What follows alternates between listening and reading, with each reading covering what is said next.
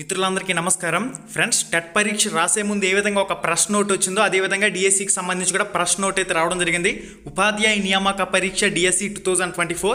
ప్రతి ఒక్కరు కూడా వీడియోని పూర్తిగా చూడండి. ఎవరైతే డిఎస్సి పరీక్ష రాయబోతున్నారో ప్రతి ఒక్కరు కూడా వీడియోని పూర్తిగా చూడండి. హాల్ టికెట్లను ఎలా డౌన్లోడ్ చేసుకోవాలి, ఇక్కడ వెబ్సైట్లో హాల్ టికెట్స్ డౌన్లోడ్ చేసుకునే అవకాశం కల్పిస్తారని చెప్పేసి ఇచ్చారు. క్యాండిడేట్ లాగిన్లో డౌన్లోడ్ అయితే చేసుకునే అవకాశం అయితే కల్పిస్తారు. నెక్స్ట్, హాల్ టికెట్లో అభ్యర్థి పేరు ఇతర వివరాలు తప్పుగా ఉన్నట్లయితే ఎలా సరి చూసుకోవాలి. అభ్యర్థులు హాల్ టికెట్ డౌన్లోడ్ చేసుకున్న వెంటనే అందులో వివరాలను క్షుణ్ణంగా పరిశీలించుకోవాలి. ఏదైనా తప్పులు ఉన్నట్లయితే వెంటనే జిల్లా విద్యాశాఖ అధికారిని డిఈఓని సంప్రదించవలసి ఉంటుంది. అభ్యర్థి పేరు లేదా తల్లి లేదా తండ్రి లేదా భర్త పేరు పూర్తిగా తప్పు ఉన్నట్లయితే 10వ తరగతి సర్టిఫికెట్ లేదా సరైన ధృవీకరణ పత్రమును సమర్పించాలి. పేరును సరిచూసుకోవడానికి దరఖాస్తు చేసుకోవాలి. జిల్లా విద్యాశాఖ అధికారి అభ్యర్థుల యొక్క అభ్యర్థనను క్షుణ్ణంగా పరిశీలించి పూర్తి వివరాలను కన్వీనర్, ఎవరైతే డిఎస్సికి సంబంధించి కన్వీనర్ ఉంటారో వాళ్ళకి సంబంధించి మెయిల్ ద్వారా తెలియజేస్తారు. తద్వారా వారి వివరాలను సరిచూసుకునేందుకు కొత్త హాల్ టికెట్ను జారీ చేయడం జరుగుతుంది. విద్యార్థులు కొత్త హాల్ టికెట్ను డౌన్లోడ్ చేసుకుని పరీక్షకు వెళ్ళవలసి ఉంటుంది. పరీక్ష కేంద్రం దగ్గర తప్పులు సరిచూసుకునే అవకాశం ఉండదంటూ కూడా మనకి ఇన్ఫర్మేషన్లో క్లారిటీగా మెన్షన్ చేశారు. హాల్ టికెట్లో స్పెల్లింగ్ మిస్టేక్స్ ఉంటే ఏం చేయాలి? అభ్యర్థి పేరు లేదా తండ్రి లేదా తల్లి లేదా భర్త పేరులో స్పెల్లింగ్ మిస్టేక్ ఉన్నట్లయితే పరీక్ష కేంద్రం వద్ద డిపార్ట్మెంటల్ అధికారిని సంప్రదించి వారి నామినల్ రోల్స్ సరిచూసుకుని పరీక్షకు అనుమతిస్తారని చెప్పేసి ఒక పాయింట్లో మెన్షన్ చేశారు. అభ్యర్థి పేరు పూర్తిగా మిస్టేక్ ఉన్నట్లయితే ఎట్టి పరిస్థితుల్లో డిఈఓని సంప్రదించాలి. హాల్ టికెట్లో స్పెల్లింగ్ మిస్టేక్స్ ఉంటే పరీక్ష కేంద్రం వద్ద డిపార్ట్మెంటల్ అధికారిని సంప్రదించి వారు నామినల్ రోల్స్ సరిచేసి పరీక్షకు అనుమతిస్తారని చెప్పేసి క్లారిటీ ఇచ్చారు. ఇది దీనికి సంబంధించిన స్పెల్లింగ్ మిస్టేక్ల వివరాలకు సంబంధించిన వివరాలు.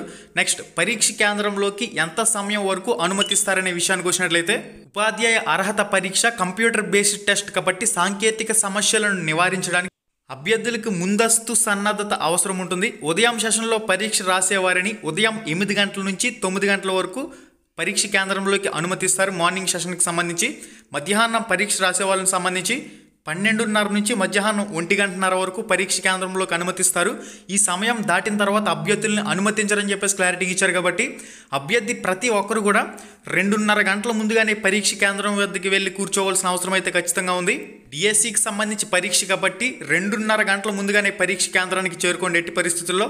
మనకి నెక్స్ట్ అప్డేట్ వచ్చేసరికి హాల్ టికెట్స్ ఫొటోస్ సరిగా రాకపోతే ఏం చేయాలి? పరీక్ష కేంద్రం వద్ద బయోమెట్రిక్ హాజరు తీసుకునేటప్పుడు అధికారులు హాల్ టికెట్లో ఉన్న ఫోటోను అభ్యర్థి ఫోటోతో సరిపోల్స్తారు. కాబట్టి ఫోటో సరిపోలకపోయినా పాతదిగా లేదా మసకగా ఉన్న పరీక్షకు అనుమతించరు. ఈ సందర్భంలో సరైన ఫోటోను డిపార్ట్మెంటల్ అధికారికి చూపించి అనుమతి పొందొచ్చు. ఎవరికైతే ఫోటో సరిగా రాలేదో హాల్ టికెట్లో వాళ్ళు ఎట్టి పరిస్థితుల్లో 2 పాస్పోర్ట్ సైజ్ ఫోటోల్ని తీసుకువెళ్ళవలసిన అవసరం అయితే ఉంది. మనకి నెక్స్ట్ అప్డేట్ వచ్చేసరికి పరీక్ష కేంద్రంలో కంప్యూటర్ సమస్యలు వస్తే ఏం చేయాలి? పరీక్ష కేంద్రంలో అభ్యర్థికి కేటాయించిన కంప్యూటర్ పవర్ సప్లై, ఇంటర్నెట్ సౌకర్యం సరిగా ఉన్నాయో లేదా పరిశీలించుకోవాలి. ఏదైనా సమస్య ఉన్నట్లయితే వెంటనే డిపార్ట్మెంటల్ అధికారికి, టెక్నికల్ అసిస్టెంట్కు తెలియచేయాలి. నిర్ధారిత సమయం కన్నా గంట ముందుగానే పరీక్ష హాల్లోకి చేరుకోవాలి. ఇలాంటి సమస్యలు ముందుగా పరిష్కరించుకోవడం కోసమే ముందస్తు సమయం పరీక్ష హాల్లోకి అనుమతిస్తారంటూ కూడా మనకి ఇన్ఫర్మేషన్లు ఇచ్చున్నారు. నెక్స్ట్ అప్డేట్ వచ్చేసరికి అభ్యర్థి తనకు అనుకూలమైన సెషన్లో పరీక్షకు హాజరు కావడం కుదురుతుందా? అభ్యర్థి దరఖాస్తు ఫామ్లో దరఖాస్తు చేసుకున్న సబ్జెక్ట్ మీడియం ఆధారంగా సెషన్ను కేటాయిస్తారు. హాల్ టికెట్ తెలియచేసిన సమయం సెషన్లో మాత్రమే అభ్యర్థిని పరీక్షకు రాసుకునే అనుమతిస్తారంటూ కూడా మనకి ఇన్ఫర్మేషన్లో ఉంది. అంటే ఇక్కడ షిఫ్ట్ సెలక్షన్కి సంబంధించి ఎటువంటి ఆప్షన్ అనేది రాదు. డైరెక్ట్గా వీళ్ళకి ఇష్టం వచ్చిన షిఫ్ట్లో ఎగ్జామ్ రాసేందుకు పరీక్ష కేంద్రాన్ని అయితే కేటాయిస్తారు. ఇక జిల్లా సెలక్షన్కి సంబంధించి లోకల్, నాన్ లోకల్ సెలక్షన్కి సంబంధించి అప్డేట్ అయితే రావాల్సి ఉంది. జిల్లా సెలెక్ట్ చేసుకోవడం, ఏ జిల్లాలో పరీక్ష రాయాలనుకుంటున్నారో ఆ జిల్లా సెలెక్ట్ చేసుకోవడం, దానికి సంబంధించిన లోకల్, నాన్ లోకల్ మీ సొంత జిల్లా అప్లికేషన్తోనే నాన్ లోకల్కి రాస్తారా లేదా లోకల్కి రాస్తారా అనేది డిసైడ్ చేసుకోవాల్సి ఉంటుంది. కాబట్టి ఆ అప్డేట్ అనేది కూడా వెబ్సైట్లో రావాల్సి ఉంటుంది.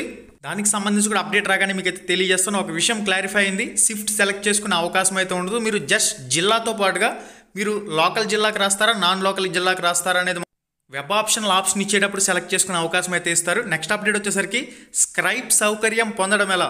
దివ్యాంగులైన అభ్యర్థులు తమ దరఖాస్తు ఫామ్లో నమోదు చేసుకున్న వికలాంగ వివరాలను బట్టి దృష్టి లేదా 2 చేతులు లేని అభ్యర్థులు 70% కన్నా పైగా వైఫల్యం కలిగిన అభ్యర్థులకు మాత్రమే స్క్రైబ్ సౌకర్యం ఉంటుంది. స్క్రైబ్ను డిపార్ట్మెంట్ కేటాయిస్తుంది. అభ్యర్థులు తమ స్క్రైబ్ను తాము తెచ్చుకునే అనుమతి లేదు. స్క్రైబ్ ఆధారంగా పరీక్ష రాసే అభ్యర్థులకు ప్రతి గంటకు 20 నిమిషాల చొప్పున సమయం ఇస్తారు. అభ్యర్థి దివ్యాంగ వివరాలను దరఖాస్తు నమోదు చేసుకున్నట్లయితే ఎవరైతే అప్లికేషన్లో ఈ ఫిజికల్లీ హ్యాండిక్యాప్టెడ్ క్యాండిడేట్ వివరాలు స్క్రైబ్ వివరాలు ఇచ్చుకోలేనట్లయితే వాళ్ళు జిల్లా విద్యాశాఖ అధికారిని, మీ జిల్లాలో డిఈఓ అధికారిని సంప్రదించాలి. మీ ఫుల్ డీటెయిల్స్తో మీ జిల్లా డిఈఓ విద్యాశాఖ అధికారిని సంప్రదించండి. నెక్స్ట్, హాల్ టికెట్ వివరాలు తప్పుగా ఉన్న అభ్యర్థులు పరీక్ష కేంద్రంలోకి నేరుగా అనుమతిస్తారా? ఇక్కడ ముఖ్యంగా చూసినట్లయితే పేరు మార్పు, పరీక్ష కేంద్రం మార్పు కోసం జిల్లా విద్యాశాఖ అధికారి వద్ద దరఖాస్తు చేసుకున్న అభ్యర్థులు తమ పరీక్ష తేదీకి కనీసం 2 రోజుల ముందుగా వెబ్సైట్లో చెక్ చేసుకుంటూ ఉండాలి. పరీక్ష సమయం దాకా ఎదురు చూడకూడదు. పేరు పూర్తిగా తప్పు వచ్చిన అభ్యర్థులకు పరీక్ష కేంద్రంలో పేరు మార్చడం జరగదు. వారిని నేరుగా పరీక్ష కేంద్రంలోకి అనుమతించరని చెప్పేసి కూడా ఒక పాయింట్లో మెన్షన్ చేశారు. కాబట్టి హాల్ టికెట్లో పేరు పూర్తిగా తప్పు ఉందంటే వెంటనే విద్యాశాఖ అధికారి దగ్గరికి మీరు వెళ్ళవలసిందే, డిఓ అధికారిని సంప్రదించవలసిందే. మనకి నెక్స్ట్ అప్డేట్ వచ్చేసరికి టెట్ 2024 అభ్యర్థులు డిఎస్సి 2024 రాయడానికి అవకాశం ఉంటుందా? టెట్ 2024 రాసిన అభ్యర్థులు డిఎస్సి 2024 హాజరు కావచ్చు. టెట్లో కనీసం అర్హత మార్కులు సాధించిన వారికి మాత్రమే డిఎస్సి రాసే అవకాశం ఉంటుంది. ఓసీకి 90 మార్కులు, బీసీకి 75 మార్కులు, ఎస్సీ ఎస్టీ ఫిజికల్లీ హ్యాండిక్యాప్టెడ్ క్యాండిడేట్లకు 60 మార్కులతో ఎవరైతే ఇప్పటివరకు టెట్ క్వాలిఫై కాలేని క్యాండిడేట్లు ఉన్నారో ఈ 2024 టెట్లో క్వాలిఫై అయితే మాత్రమే డిఎస్సి రాసే అవకాశం ఉంటుందంటూ కూడా ఒక పాయింట్లో మెన్షన్ చేస్తున్నారు. ఇంగ్లీష్ నైపుణ్య పరీక్ష ప్రొఫిషియన్సీ ఇన్ ఇంగ్లీష్ ఎవరికి అని చెప్పేసి మనకి ఒక అప్డేట్ ఇచ్చారు. ప్రొఫిషియన్సీ ఇన్ ఇంగ్లీష్ పరీక్ష కేవలం principal, post graduation teacher PGT, trainer graduation teacher TGT పరీక్షలకు ఎవరైతే దరఖాస్తు చేసుకున్నారో ఆ అభ్యర్థులు మాత్రమే రాయాలి. వీరు ఇంగ్లీష్ ప్రొఫిషియన్సీ టెస్ట్లో అర్హత సాధిస్తేనే 2వ పేపర్ రాసే అవకాశం అయితే ఉంటుందంటూ కూడా ఒక పాయింట్లో మెన్షన్ చేశారు. స్కూల్ అసిస్టెంట్, టీజీటీ, పీజీటీ పోస్టులకు ఒకే పరీక్ష ఉంటుందా? స్కూల్ అసిస్టెంట్, పోస్ట్ గ్రాడ్యుయేషన్ టీచర్కి సంబంధించి, అదేవిధంగా ట్రైనర్ గ్రాడ్యుయేషన్ టీచర్కి సంబంధించి విడివిడిగా పరీక్షలు నిర్వహిస్తారు. సిలబస్ ఒకే విధంగా ఉంటుంది, పరీక్షలు విడివిడిగా నిర్వహిస్తారు. Next update, school assistant physical education మరియు ఫిజికల్ డైరెక్టర్ పోస్టులకి ఒకే దరఖాస్తు సరిపోతుందా? స్కూల్ అసిస్టెంట్ ఫిజికల్ ఎడ్యుకేషన్ మరియు ఫిజికల్ డైరెక్టర్ పోస్టులకు విడివిడిగా ఫీజులు చెల్లించి విడివిడిగా దరఖాస్తు చేసుకోవాలని ఒక పాయింట్లో మెన్షన్ చేశారు. నెక్స్ట్, ఒక అభ్యర్థి వేరు పోస్టులకు దరఖాస్తు చేసుకున్నప్పుడు అన్నింటికీ కలిపి ఒకే హాల్ టికెట్ వస్తుందా? అభ్యర్థి ఎన్ని పోస్టులకు దరఖాస్తు చేస్తే అన్ని పోస్టులకు విడివిడిగా హాల్ టికెట్లు అయితే వస్తాయి. కాబట్టి ఏ పరీక్షకు కేటాయించిన హాల్ టికెట్లో ఆ పరీక్షకు మాత్రమే హాజరు కావాలంటూ కూడా ఒక పాయింట్లో మెన్షన్ చేశారు. ఇది గైస్, ఇక చాలామందికి ఒక డౌట్ వస్తుంది, ఒక జిల్లా అభ్యర్థి 2 అప్లికేషన్లు చేశాడు, మా పరిస్థితి ఏందని చెప్పేసి. మీ సొంత జిల్లాకి చేసిన అప్లికేషన్తో మీరు పరీక్ష అయితే రాయండి. ఓకే గైస్, ఇది దీనికి సంబంధించిన కంప్లీట్ ప్రశ్నలు, వాటికి సంబంధించిన సమాధానాలు. ఈ వీడియో పూర్తిగా ఎవరైతే చూస్తారో మ్యాక్సిమం డౌట్స్ అన్నీ కూడా క్లారిఫై అవుతాయి. మీకు ఇంకా ఏదైనా డౌట్స్ ఉంటే వీళ్ళు హెల్ప్ లైన్ నెంబర్లు కానీ వీళ్ళు ఇచ్చిన హెల్ప్ లైన్ నెంబర్స్ ఎలాగో పనిచేయవు.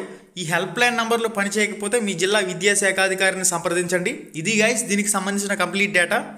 ఏపీ డిఎస్సికి సంబంధించి వెబ్ ఆప్షన్లకు సంబంధించి కానివ్వండి, వెబ్ ఆప్షన్లలో జిల్లా అదేవిధంగా లోకల్ ఆప్షన్ మాత్రమే సెలెక్ట్ చేసుకునే అవకాశం ఇచ్చే అవకాశాలు అయితే ఉంటాయి. షిఫ్ట్ సెలక్షన్ ఆప్షన్ అయితే ఉండకపోవచ్చు, షిఫ్ట్ సెలక్షన్ ఆప్షన్ అయితే ఉండదు.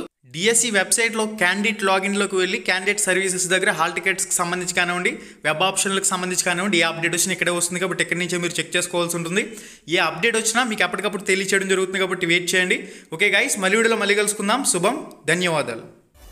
హాయ్ ఫ్రెండ్స్, మన ఛానల్లో పెట్టే వీడియోస్ని నోటిఫికేషన్ ద్వారా మీ మొబైల్కి పొందాలనుకుంటే రెడ్ కలర్ సబ్స్క్రైబ్ బటన్ మీద క్లిక్ చేసి మన ఛానల్ని సబ్స్క్రైబ్ చేయండి. అలానే పక్కనే ఒక బెల్ ఐకాన్ వస్తుంది, దాన్ని క్లిక్ చేయడం మాత్రం